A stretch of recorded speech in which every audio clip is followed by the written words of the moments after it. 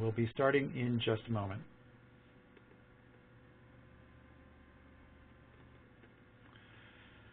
Hello, this is Kelvin Smith of Financial Computer Systems. Welcome to all of you who are here for this webinar about the transition to the new lease accounting standard, ASC 842, as well as our transition from EZ13, the software that all of you have for lease accounting, to our new EZLease.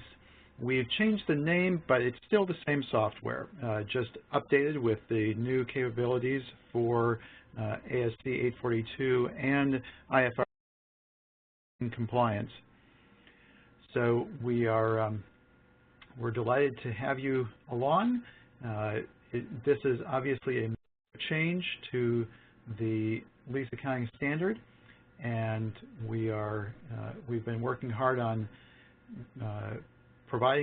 making this ready for you, and we're delighted to make it available now. So we're going to start we'll take about half an hour to discuss an overview of ASC 842. Obviously, in that amount of time, I can't possibly discuss everything there is to know, but enough to help you get started with it. And we'll also have some resources at the end for how to participate, for how to find out more if you want to at a later point.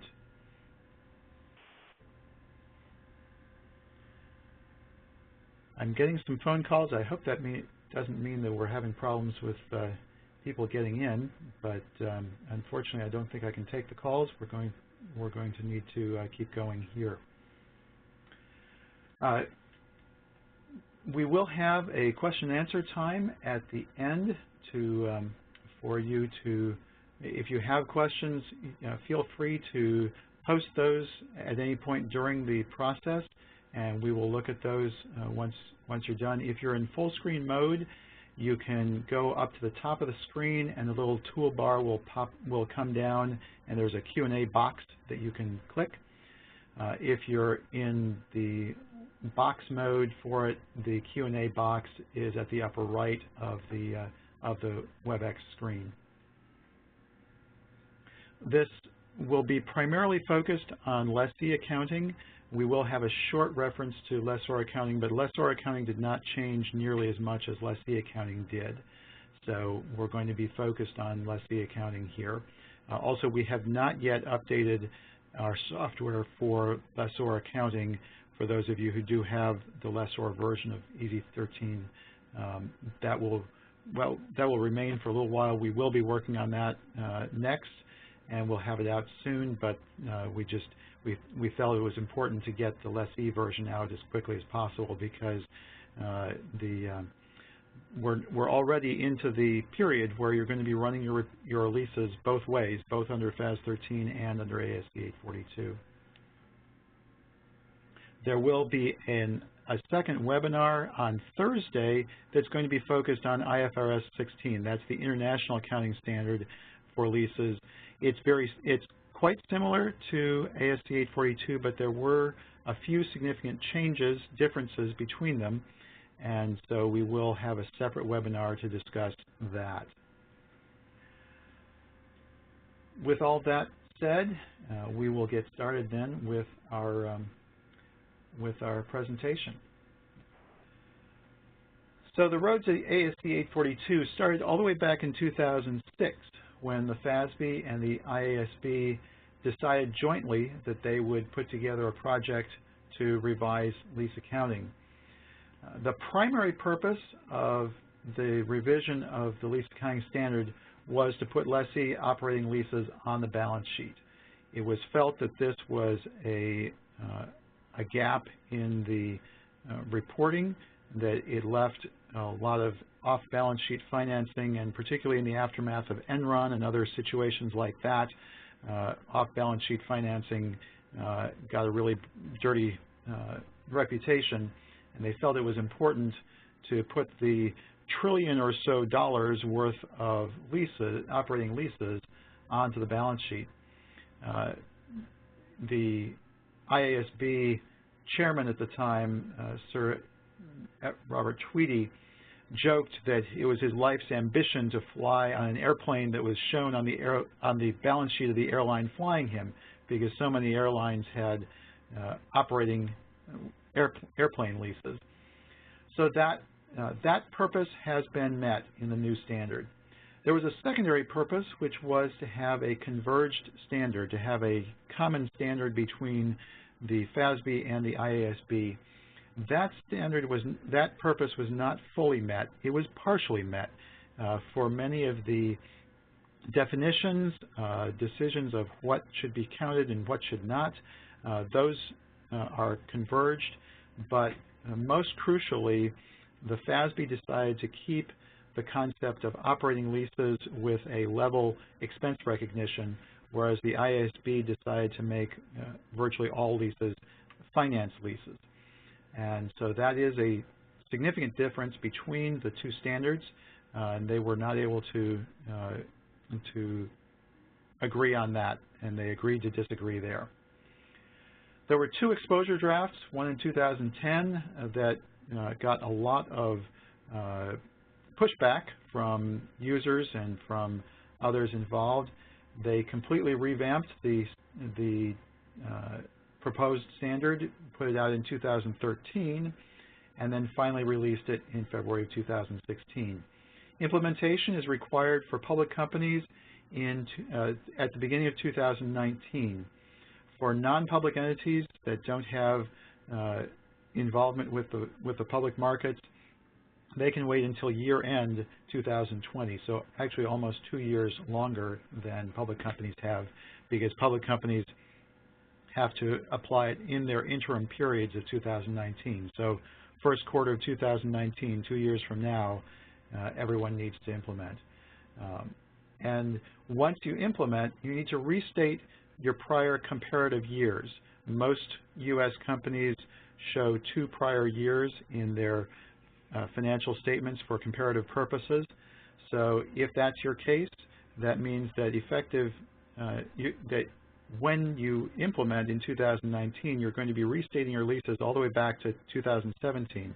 So in a sense, you're already under the new standard of ASC 842. You just don't have to report it that way for another 2 years.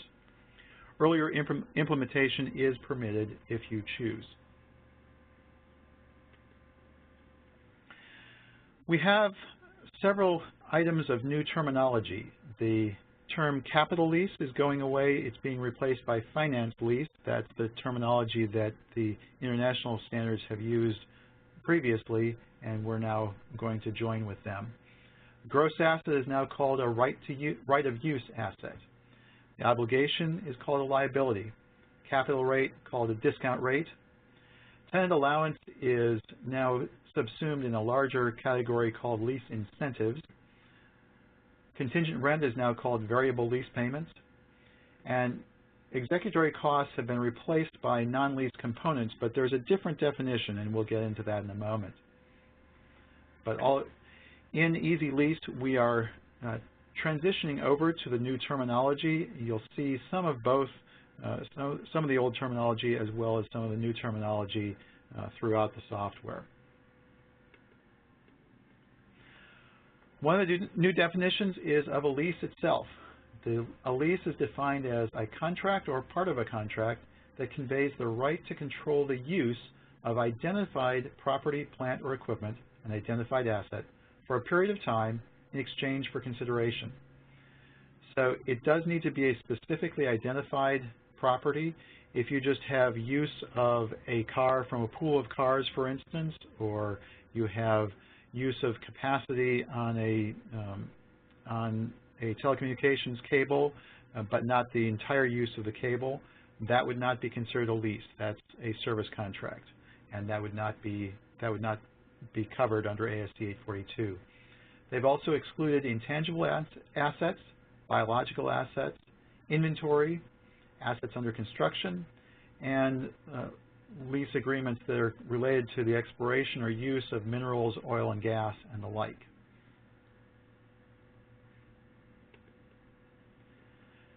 Initial direct cost is another item whose definition has changed. it is now defined as incremental costs of a lease that would not have been incurred if the lease had not been obtained. So that means that if you went through the process of leasing but you didn't actually lease the item and you still spent the money, that doesn't count as initial direct costs. So for instance, legal fees, tax advice, overhead expenses, employee pay, advertising, none of those can be considered initial direct costs, either for a lessee or for a lessor. What would be included would be commissions, such as brokerage fees, that kind of thing, or incentives to vacate if a prior tenant is given money to move out in order for the new tenant to move in. So it's a much more restrictive definition of initial direct costs under the new standard. However, when the transition happens, if you have initial direct costs that you deferred under the old definition, you will still add those to your asset and continue to defer them over the life of the lease. You don't have to immediately expense them just because they no longer fit the new definition. Non-lease components are a replacement for executory costs, but if you have an existing lease, you will keep the executory costs as they are currently until the lease expires or until you modify the lease under ASC 842. Now, one implication of that is it's a good idea to put executory costs, to recognize executory costs on your operating leases, because any executory costs will not be capitalized. The amount that you present value and set on your balance sheet will be after the executory costs are subtracted. And because of that, we are going to make it easy for you to put the executory costs into your operating leases under EZLease. Non-lease components are defined as payments which transfer a good or a service to the lessee. Now, if you don't know what the components are on a lease contract, you do have the practical expedient option not to separate components. But then that means everything is going to be capitalized. This expedient option can be chosen by class of underlying asset. So you could choose it for all of your vehicles, or all of your office equipment, or all of your real estate equipment, presumably you wouldn't want to do it for real estate because those are going to be the largest ones, and it's probably the easiest to determine non-lease components for them. Some things that would qualify as non-lease components would be things like a service contract, consumables, say if you have a copier that includes a certain amount of toner or ink or paper, all of those would be non-lease components. Common area maintenance would also be considered a non-lease component. Things that do not qualify would include administrative fees or reimbursements of costs such as taxes and insurance. And this means that there is now a significant difference in impact between a gross lease and a net lease if you have a real estate lease. With a gross lease, where the taxes and insurance are folded into your rent payment, all of that's going to be capitalized unless there's a maintenance portion. With a net lease, where you are billed later for your taxes and for insurance as pass-through costs, those then would not be capitalized. So probably more and more of leases will be set up as net leases in order to reduce the balance sheet impact of them.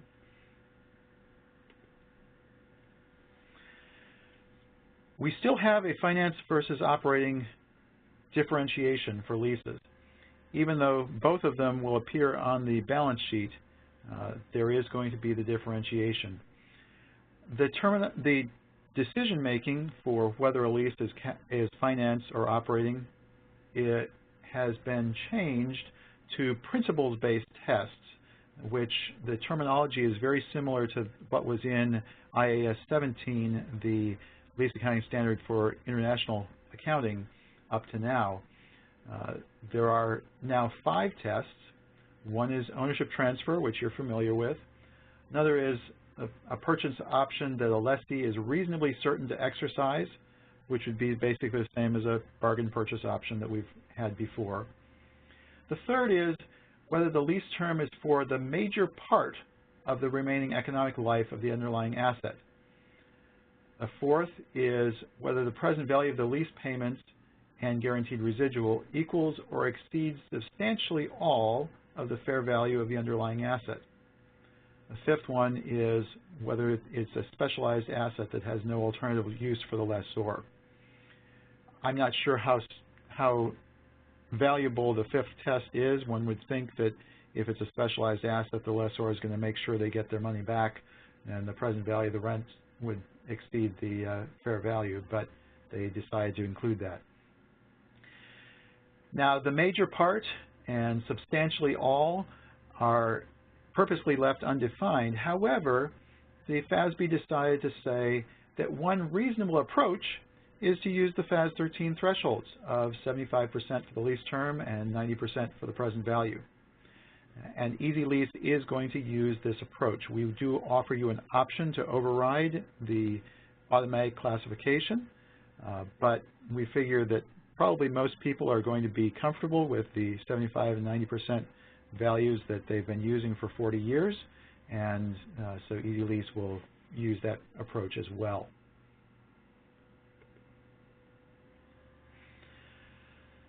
New accounting methodologies. For finance and operating leases, both of them are going to be capitalized. There will be the same initial asset and liability either way. There is going to be a third type of lease, which is called a short-term lease. This is a lease with a full term of 12 months or less, including any recognized options. However, options that are not considered reasonably certain to be exercised don't count in this calculation of the 12 months. A lease that has a bargain purchase option cannot be considered short-term. A short-term lease will be treated just the same way as a FAS 13 operating lease is. It will be, the rent will be recognized on a level basis over the life of the lease, and there is no balance sheet impact to those leases. You can see that the expense profile is a little bit different for a finance lease. That would be the red line if you look on the left, or an operating lease, which will be a straight line recognition, just like the rent payment. The liability, on the right side, you're looking at what it looks like for a finance lease, that the liability will be higher than the net asset at any given time during the life of the lease. And this is just like an existing capital lease.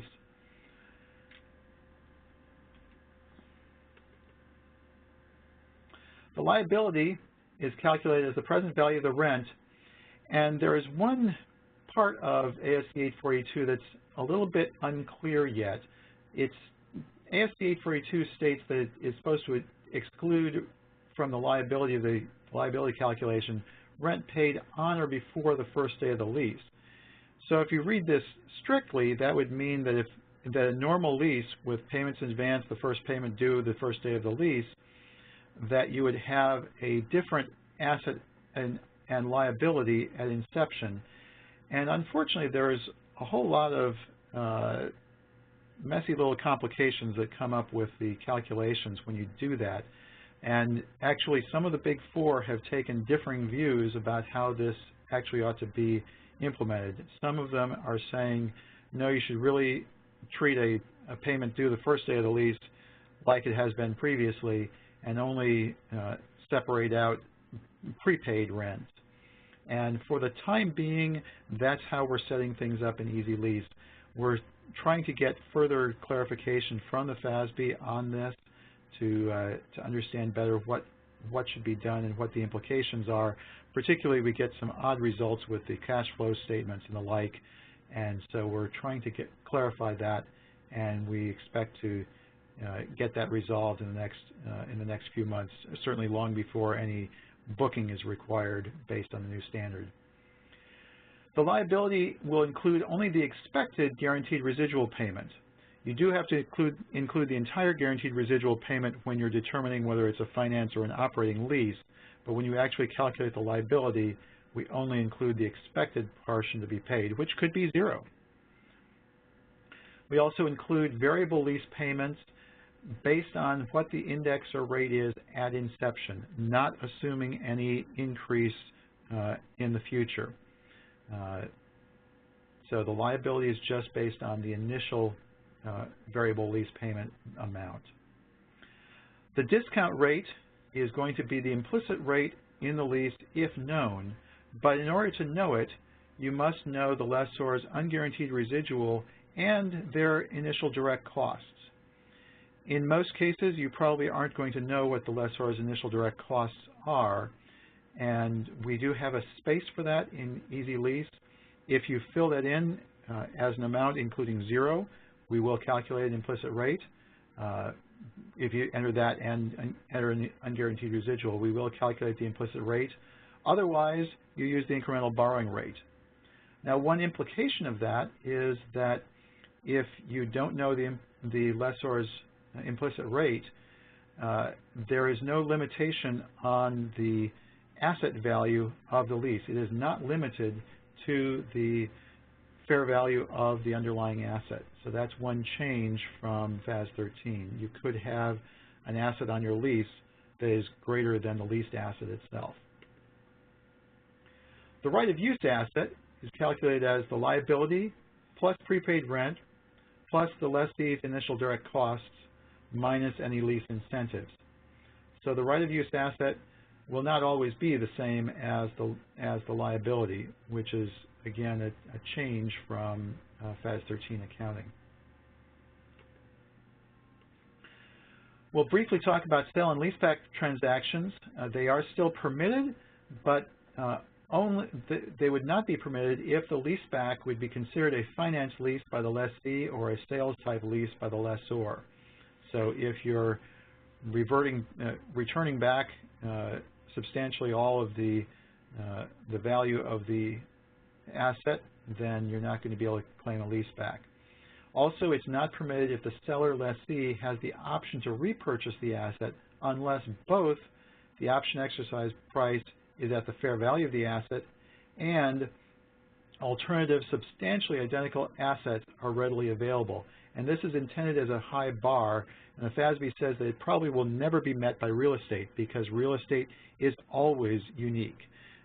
Its location is never quite the same. So perhaps you might get away with it if there were two of them right next door to each other, but basically it's never going to happen. So a sale leaseback option to repurchase would really only work with equipment. That's really the only plausible scenario for that.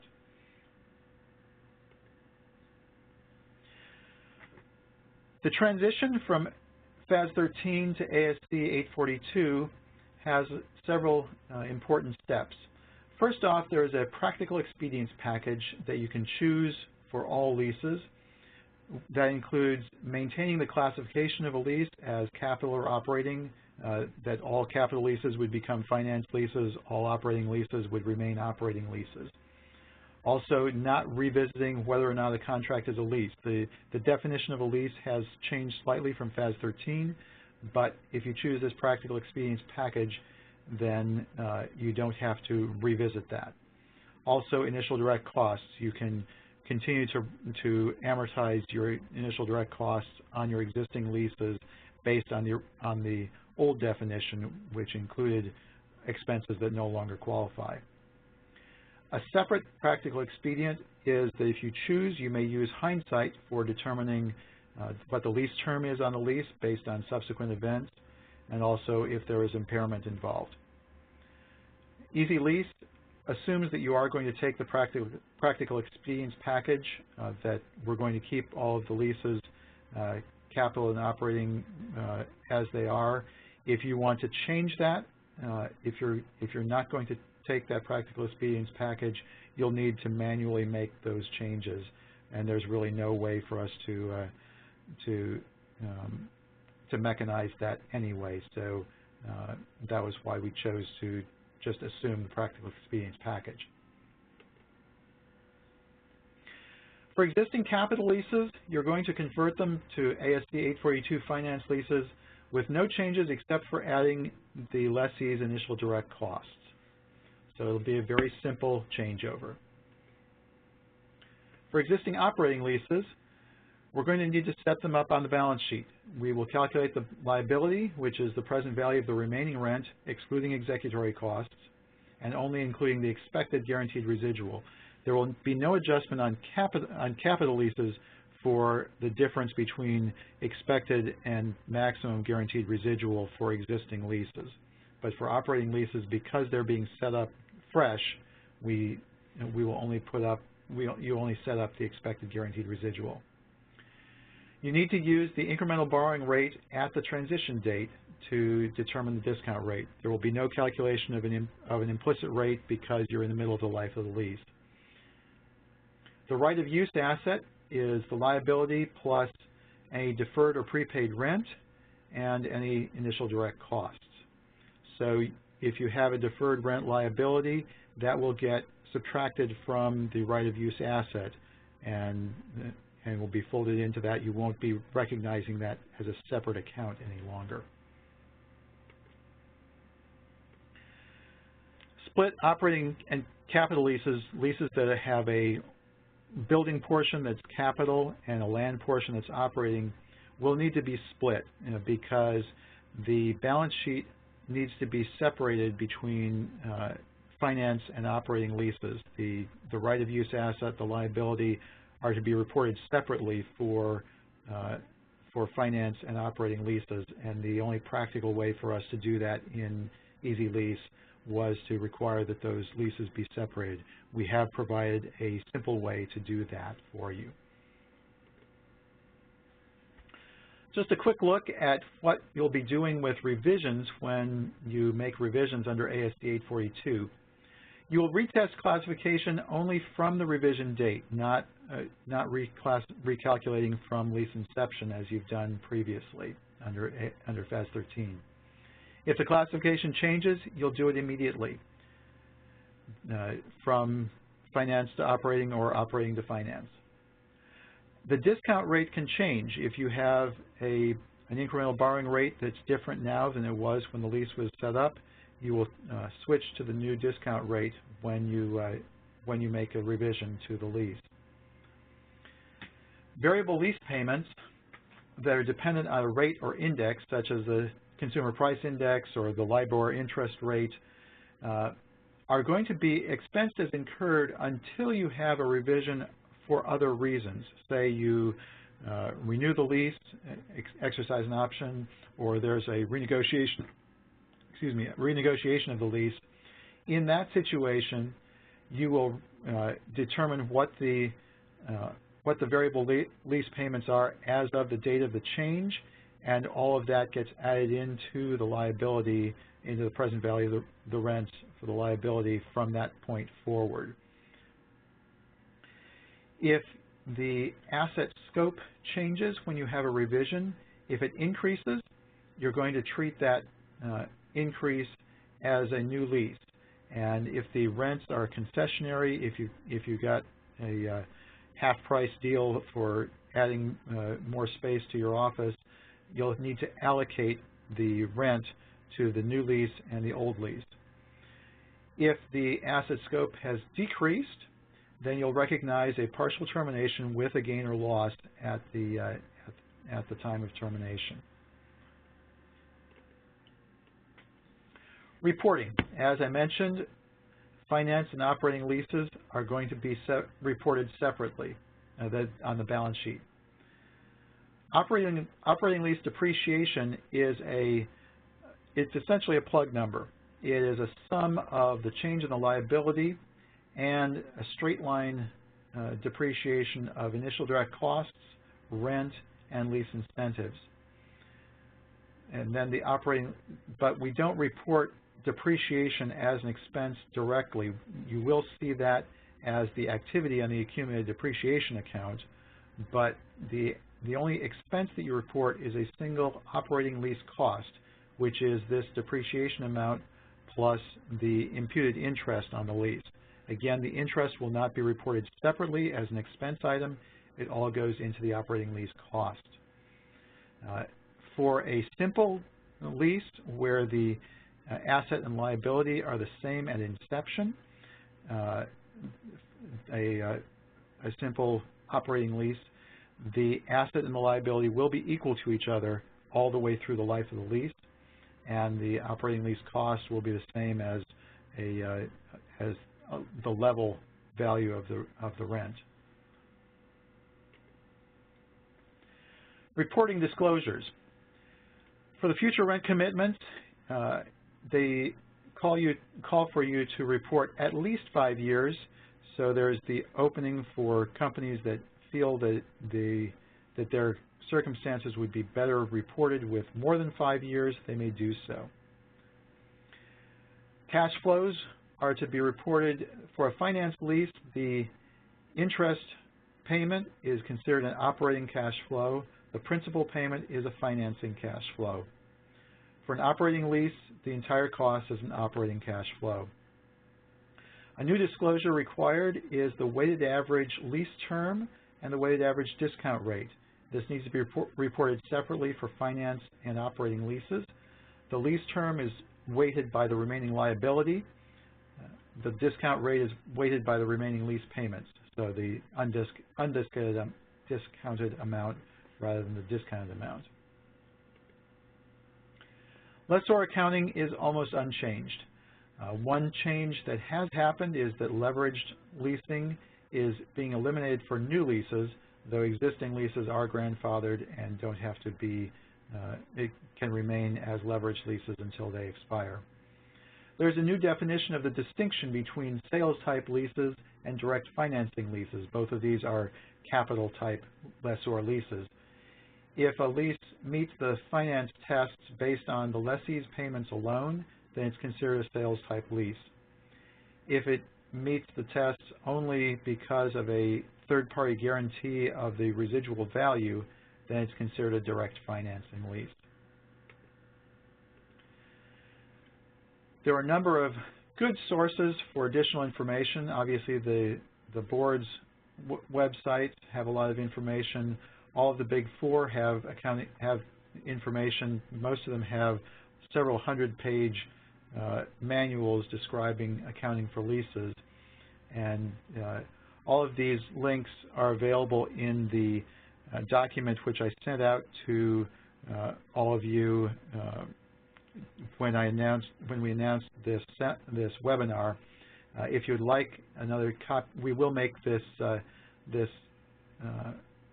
slide deck available on our website, and you can get that at a later point as well.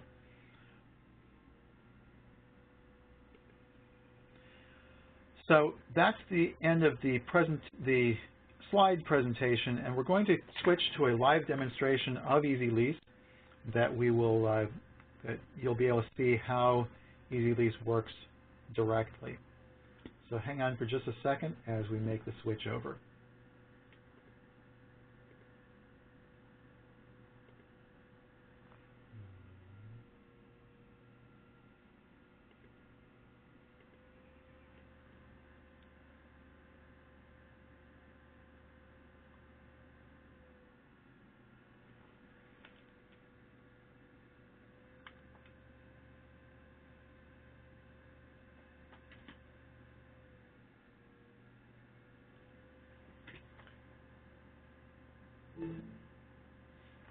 Okay, so you should all be able to see EZLease now. Obviously, the screen looks very similar to what you're familiar with, but we do have a few changes. One of the big changes that you'll see is we now have classification according to FAS 13 or according to ASC 842. We've got a few other changes as well. The first time you open up EZLease, you'll want to go to the system options because we have some new options that you need to specify. First one is the accounting methodology. We have separate references to US GAAP and IFRS. And this is important because obviously The lease classification process changes. Also, there are a few differences in the calculations as well. So it's important that you select the correct accounting methodology for your business. Then we have a new tab called New Standard. Here you specify what your effective date is for implementing ASC 842. If you're on a calendar year fiscal year and you're going to be adopting at the normal time, it would be January 1, 2019. If you're choosing a different date, then you specify the appropriate date. I would normally expect it to be at the beginning of a fiscal year. If you choose a date that's not at the beginning of the fiscal year, it will warn you when you change it. So normally you're going to want to put it at the beginning of the year, and it will automatically set the comparative period to 2 years before that. If you need to have a different date, you can choose that. Here you can specify the default standard to display. So this means when a lease is shown, will it by default show the FAS 13 classification or the ASC 842 classification? Also for reports, will it by default do FAS 13 or ASC 842? You can always change it anytime, but this will just make it a little easier for you. You can choose whether to display executory costs and non-lease components or just one of them. You have to display at least one, but maybe you don't want to see both of them. It's up to you. And if you want to be prompted to confirm the classification, for instance, if you're not going to just automatically go by the 75% and 90% tests, then you can have EZLease re-prompt you every time a lease is saved to confirm what the classification is. If you do display non-lease components, we have up to 5 types of non-lease components that you can display, just like the executory costs, and you can specify here what the how many of them to display and what the name should be.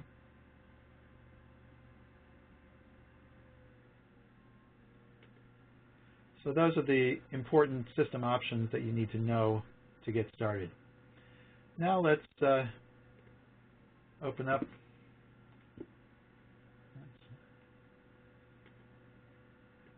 an example report, an example lease file, I'm sorry.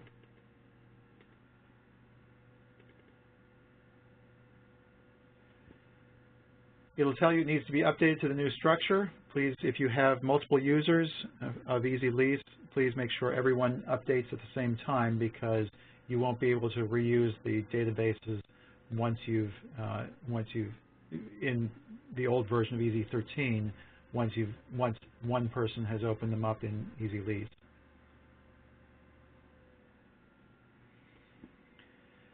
Now we need to make some changes to the leases before we're ready to go with ASC 842. You see, right now it's saying that it's to be classified because we haven't yet set things up. We have a new function here called New Standard Updates that allows you to specify changes that you need to make for the new standard. As I mentioned, it's a good idea to put in executory costs on operating leases. Now you can do that directly on the screen, or if you want to, you can create an upload file. We are providing a template called Executory Cost Update Template, and you can put in the lease number, the executory costs. If it's the same for the entire life of the lease, we leave the step end blank. Otherwise, if it's going to change for each period, you can enter that. You can choose whether it's executory cost field 1, 2, 3, 4, or 5. If you don't enter anything, it'll be executory cost field number 1.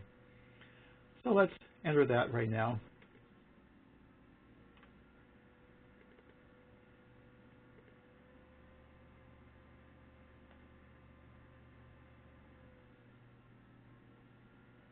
And we'll see that populate in just a second.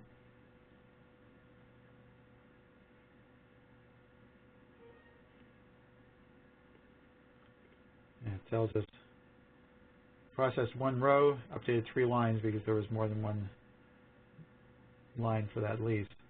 This is the Hill Valley office.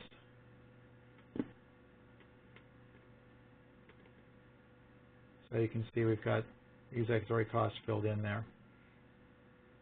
We can also fill in classification information, such as the transition incremental borrowing rate or the unamortized initial direct costs. We might maybe put that in for both of them. Although I guess actually Bedford Falls I think is a capital lease, so the transition incremental borrowing rate won't matter for that one.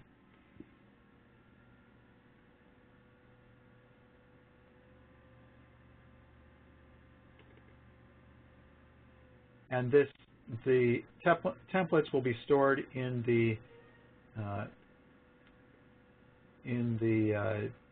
installation folder, which would be Program Files, FCS, EZLease. So now you can see we've got, we've put in the initial direct costs, we've got a transition incremental borrowing rate. But another way that you can put in the transition incremental borrowing rate is here in the group change. You can select it for all leases. You can select individual lease numbers. Check, check, check. Or you can select by user-defined field if you wish. So let's say that our rate's going to be 4.3%, and we'll just process that. Set for all leases? Yes. Set 5 leases. Now we also need to separate out, we actually have a split land and building lease here, so we're going to set that one up. We'll put land on the, as a suffix on the lease number existing. If we have an operating building lease, we'll skip that, but you can choose to split those if you want to. Split one lease. Now if you're ready with I think we've got everything set up, and now we can go through and classify all of the leases according to ASC 842. We had, before transition, we had 3 finance and 3 operating leases, and all of them have been updated. So now you see for this capital lease, it's coming up as finance lease at 4.2%. But the land portion, this is just the building portion.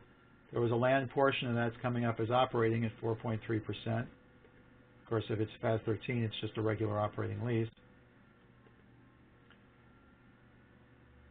We have a car. That was an operating lease. Now it comes up as 4.3%. Our office is operating as well.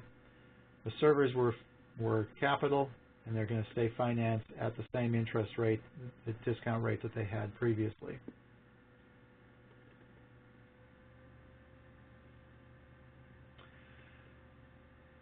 Show you quickly some reports.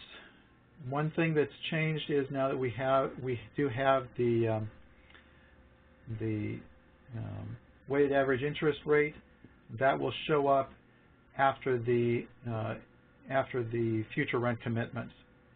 So if we run an ASC 842 report, let's run it for the first month of 2017. This will be when everything is going to transition.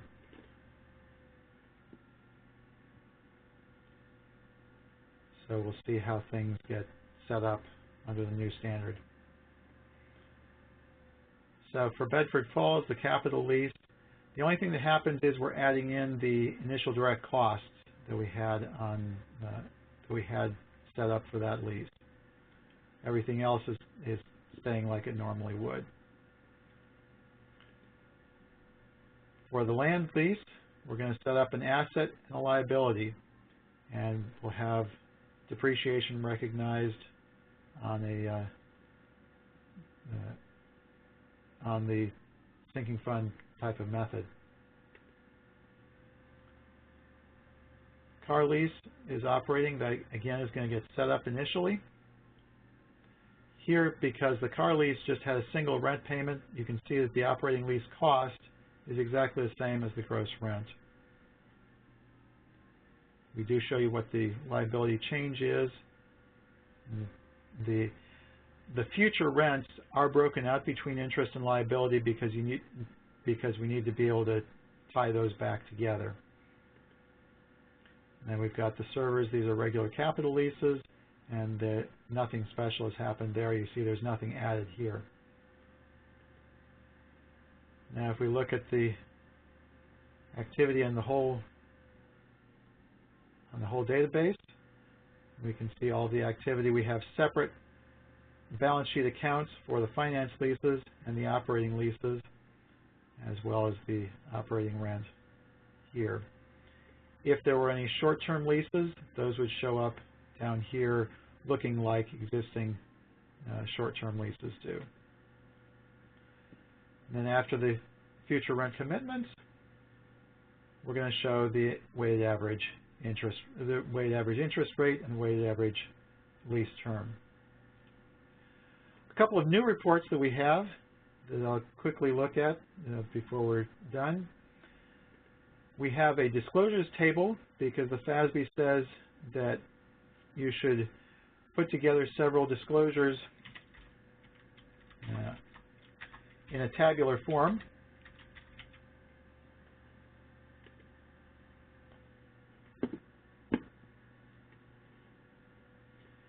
And since the disclosure may be for multiple years, we allow you to specify that. We'll show you what it looks like in 2019 going back for 2 comparative years. Now this report is only available as a spreadsheet because of the layout for it could be any number of leases, any number of years. So you can see a report of the costs, the total lease costs broken out between finance leases, operating leases, short-term leases, variable lease payments. And then other lease information, we've got the cash flows, we've got the new leases coming on, and the weighted average. And for tying back to your other reports, we show you here what the data source is of all these different numbers.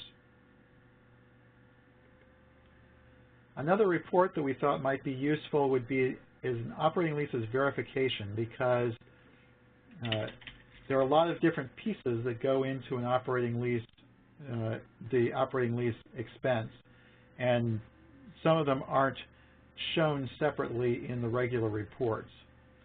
So we felt that it would be useful for auditing purposes to be able to see in detail what that looks like.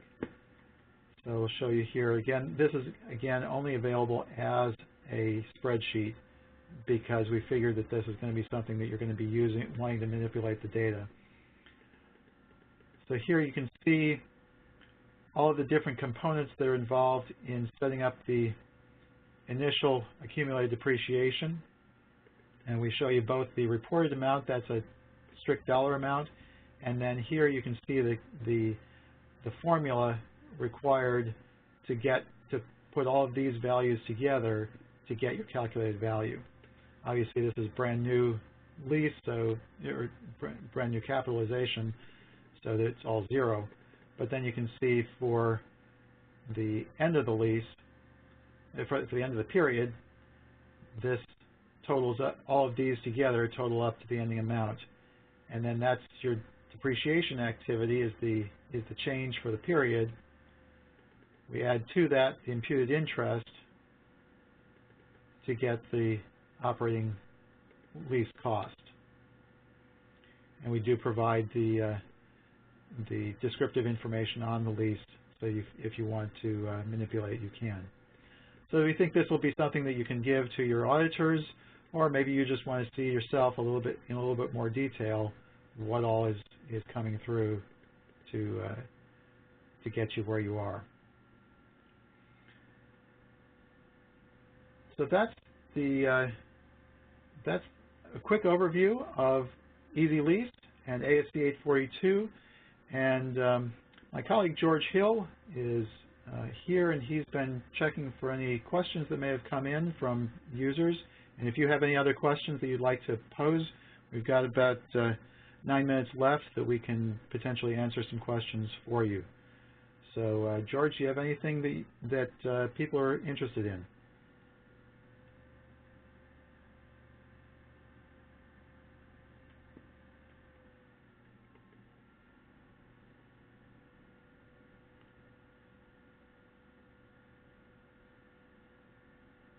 George, I'm not hearing you.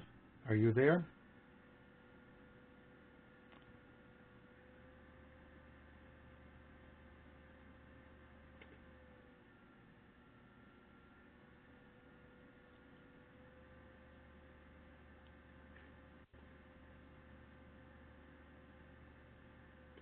Can you hear me now?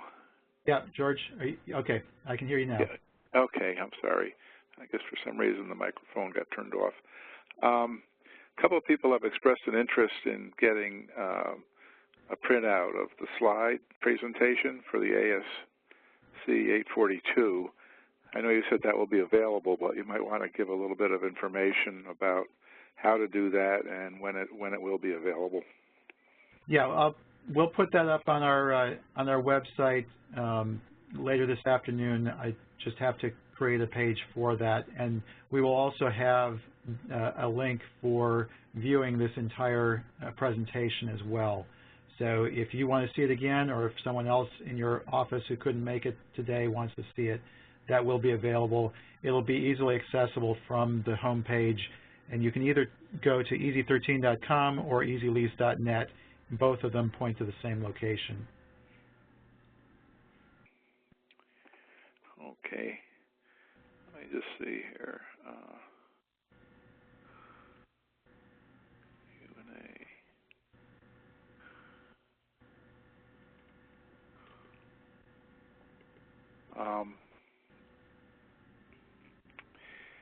Yes, and when will they be able to download the product for their own use?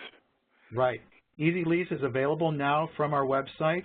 If you go to EZ13.com or EZLease.net and click on Update Software and enter your serial number and registration key, and I did include that in the announcement of this webinar that we sent out, the full email announcement, not just the invitation. If you can't find that and you need to get those codes, please contact me at support@EZ13.com and I can provide that. But otherwise, just go to our website and you can download that now. We are providing, we are leaving available version 5.2.3 in case you want to delay updating to EZLease, but EZLease is available now. I do recommend that you make a copy of your database before you update, just in case things happen that you're not expecting. It's always a good idea to have a backup before doing a major upgrade like this. Also, they could download EZLease and get familiar with it with like a test database, and that way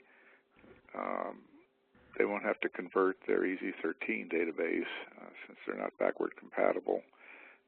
Actually, you can't do that on the same computer. If you install EZLease on a computer that already has EZ13, EZ13 will be replaced by EZLease. So if you want to test it out, you'll need to do that on a different computer that doesn't have EZ13.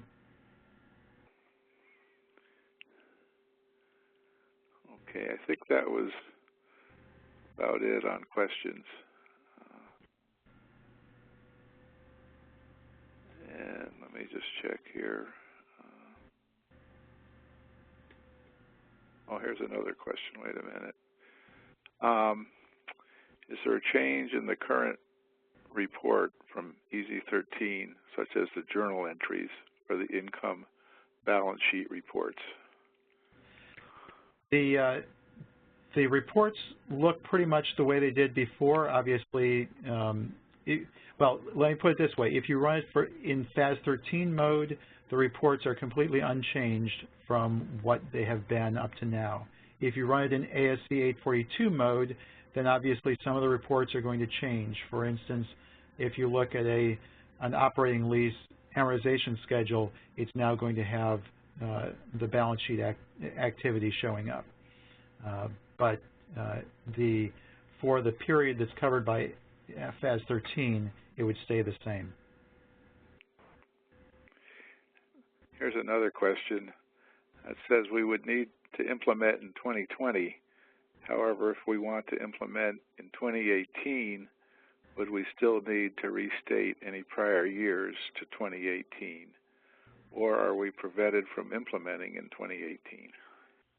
Yes, you still need to restate your comparative years. So if you normally show 2 comparative years and you implement at the beginning of 2018, then you'll need to restate 2016 and 17 once you hit 2018. So if you want to do that, that's fine. You can do that, but obviously you need to have your 2016 information ready to use, and you'll need to have an incremental borrowing rate then that would reflect the state of your situation in beginning of 2016. I think that's it on questions, Kelvin. Right. We thank everybody for attending, certainly. Yes. There is a brief survey that will pop up when you leave the presentation. It would be great if you could fill that out. Let us know a little bit about what you're planning to do, and certainly if you have further questions about EZLease or about ASC 842, we're always available, and we really appreciate your confidence in FCS. We look forward to working together with you to implement the biggest change in lease accounting in 40 years. So thank you very much, and that will be the end for now.